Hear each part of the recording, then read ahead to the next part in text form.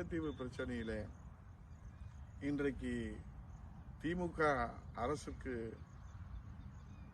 தகுதி இருக்கிறதா என்ற கேள்வியை தகுதியோடு கேட்டிருக்கிறார்கள் என்பதுதான் தமிழ்நாட்டு மக்களுடைய எண்ணமாக இருக்கிறது.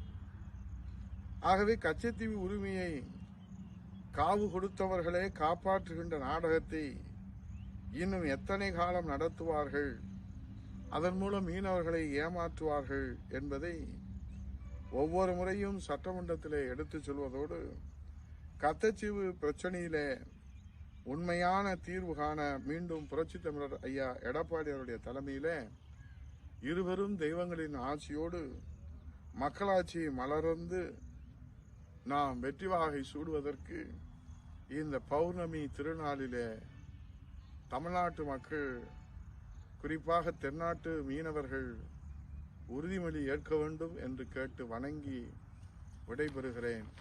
நன்றி, வணக்கம்.